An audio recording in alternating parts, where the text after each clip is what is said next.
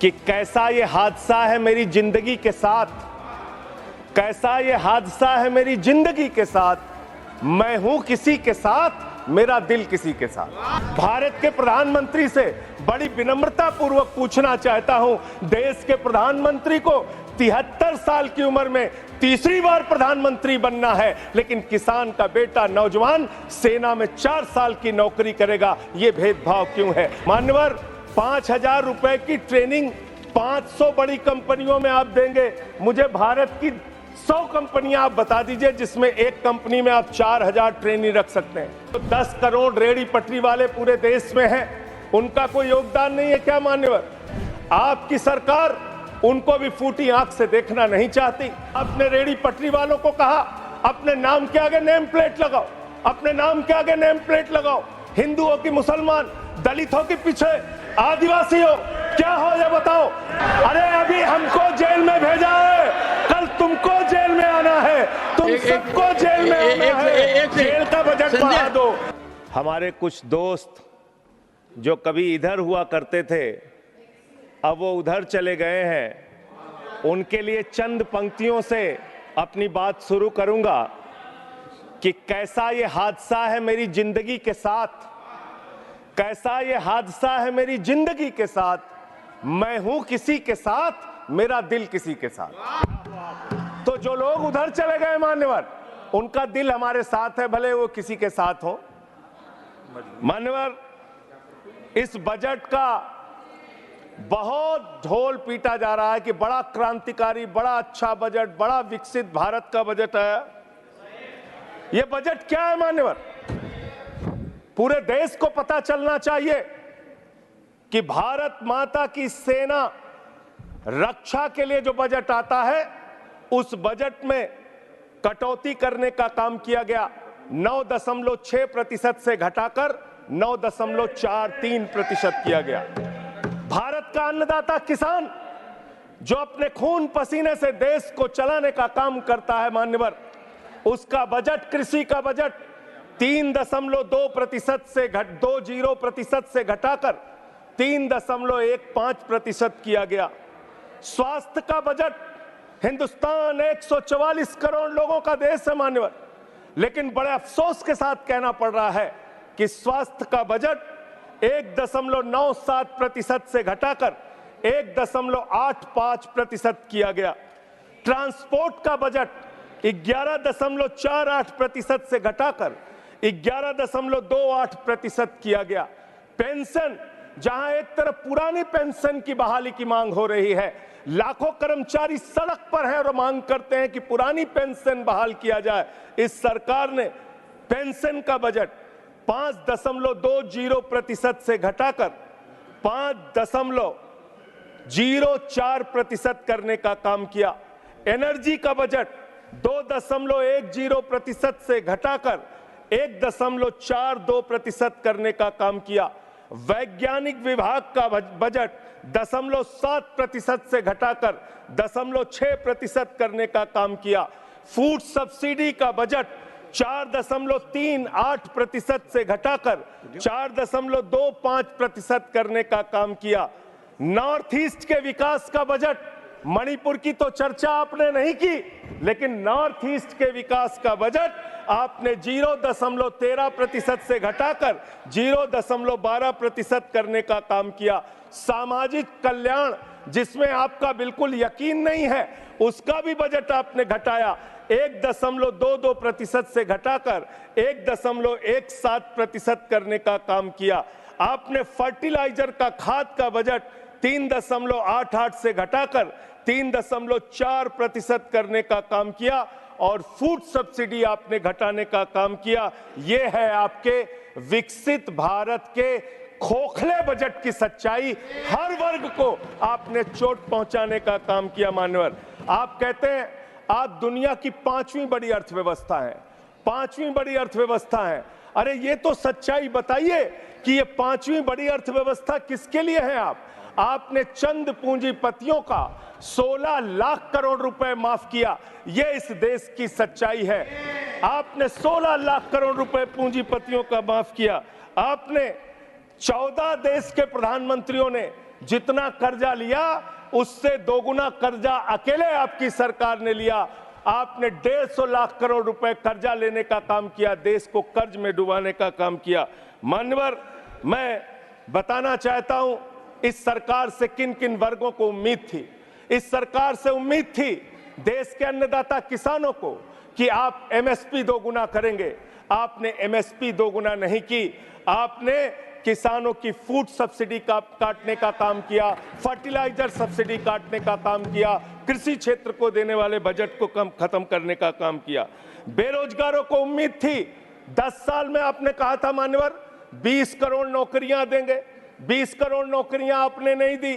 फिर नौजवानों ने कहा नौकरी दो, नौकरी दो।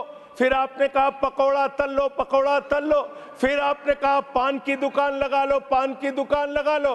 फिर आपने कहा 4 साल की नौकरी कर लो, सेना में 4 साल की नौकरी। मैं मान्यवर आपके माध्यम से भारत के प्रधानमंत्री से बड़ी विनम्रता पूर्वक पूछना चाहता हूं, देश के प्रधानमंत्री को 73 साल की उम्र में तीसरी बार प्रधानमंत्री बनना है, लेकिन किसान का बेटा नौजवान सेना में 4 साल की नौकरी करेगा, ये भेदभाव क्यों है? मैं पूछना चाहता हूं मान्यवर, आपके माध्यम से इस सरकार से जानना चाहता हूं अगली योजना क्या आएगी आपकी। आप कह रहे हो इंटर्नशिप योजना, ट्रेनिंग योजना, 5,000 रुपए की ट्रेनिंग ले लो, 5,000 रुपए की ट्रेनिंग ले लो। मान्यवर 5,000 रुपए की ट्रेनिंग 500 बड़ी कंपनियों में आप देंगे। मुझे भारत की 100 कंपनियां आप बता दीजिए जिसमें एक कंपनी में आप 4,000 ट्रेनी रख सकते हैं। एक कंपनी बता दीजिए जिसमें आप 4,000 प्रशिक्षु आप रख सकते हैं ट्रेनिंग के तौर पे। ये भी आपका आंकड़ा सिर्फ एक जुमला है, इसके अलावा कुछ नहीं है। अब मुझे लगता है एक ही योजना बाकी रह गई है मान्यवर, वो योजना है कि हमारी भारत की सरकार, आदरणीय नरेंद्र मोदी जी की सरकार अगली योजना लेके आएगी कि इस देश के नौजवानों को मुफ्त में 5 करोड़ कटोरा बांटा जाएगा। भीख मांगो योजना, भीख मांगो योजना लाने का काम ये लोग करेंगे। मान्यवर, इस देश में आपने अर्थव्यवस्था को लेकर कहा पांचवी बड़ी अर्थव्यवस्था है। वो 5वीं बड़ी अर्थव्यवस्था का लाभ किसको मिल रहा है? आपके चंद पूंजीपति मित्रों को, जिसका 16 लाख करोड़ रुपए आपने माफ किया, जो हजारों करोड़ लूटकर हिंदुस्तान से चले गए। मान्यवर, मैं बड़ी विनम्रता पूर्वक कहना चाहता हूं, मित्रों बड़ी डिलीटेड जी, डिफिकल्टी। ठीक है सर। मान्यवर मैं बड़ी विनम्रता पूर्वक आपके माध्यम से पूछना चाहता हूं, क्या इस देश की अर्थव्यवस्था में रेहड़ी पटरी वालों का कोई योगदान नहीं? जो 10 करोड़ रेहड़ी पटरी वाले पूरे देश में हैं, उनका कोई योगदान नहीं है क्या मान्यवर? वो भी सरकार को टैक्स भरते हैं। आपकी सरकार उनको भी फूटी आंख से देखना नहीं चाहती। आपने रेहड़ी पटरी वालों को कहा अपने नाम के आगे नेम प्लेट लगाओ, अपने नाम के आगे नेम प्लेट लगाओ। हिंदुओं की, मुसलमान, दलितों के पीछे आदिवासी हो, क्या हो ये बताओ। मैं पूछना चाहता हूं आपके माध्यम से सरकार के कहना चाहता हूं मान्यवर, अगर नेम प्लेट लगवाना है तो लगवाइए गले में नेम प्लेट। नीरव मोदी के गले में नेम प्लेट लगवाइए कि 20,000 करोड़ रुपए हिंदुस्तान का वो बाकी है। लगवाइए नेम प्लेट। 10,000 करोड़ रुपए विजय माल्या हिंदुस्तान का बाकी है। लगवाइए नेम प्लेट गले में ललित मोदी के कि 3,000 करोड़ रुपए हिंदुस्तान का लूट के भाग गया। लगवाइए नेम प्लेट मान्यवर। मैं कहना चाहता हूं नितिन संदेशरा के कि वो 6,000 करोड़ रुपए हिंदुस्तान का लूट के भाग गया। लगवाइए नेम प्लेट अडानी के कि 2.5 लाख करोड़ रुपए का कर्जा आपने एक आदमी को दे रखा है। लगवाइए नेम प्लेट उन पूंजीपतियों को जिन्होंने हिंदुस्तान की बैंकों को खाली करने का काम किया। मान्यवर एक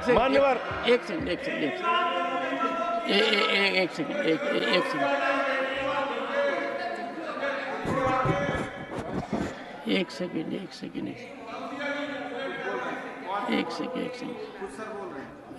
honorable member and you are a senior person, Sanjay ji, you are a senior person। धारा प्रवाह में आप काफी कुछ कह गए फिगर्स के बारे में, बाकी तो you can make your point, no difficulty about it। One second, so the figures which you have given, you will have tough time in proving them, because these have been taken in stride So all that will be deleted, and we will, unless you have real, factually firmed up material, use a name. Otherwise, make your point. ठीक है sir, ठीक है sir, thank you sir, Make your point. No thank you issue. Sir. मानवर, मैं तो ये कहना चाह रहा था आपके माध्यम से कि इस तरह के काम देश के अंदर नहीं होने चाहिए।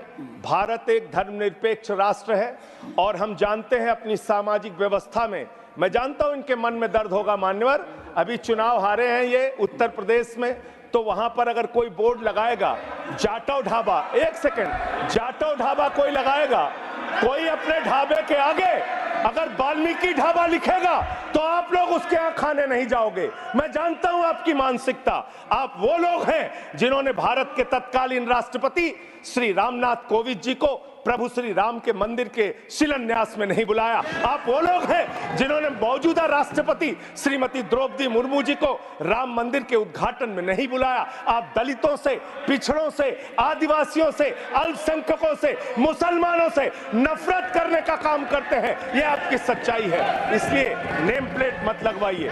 नेम प्लेट लगवाना है तो जिन्होंने देश की बैंकों को लूटा है उनका नेम प्लेट लगवाइए। और मान्यवर, मैं आपसे, आपके माध्यम से इस सरकार से कहना चाहता हूं, इनका बजट पढ़ रहा था मान्यवर, जेलों को भी इन्होंने कम बजट दिया।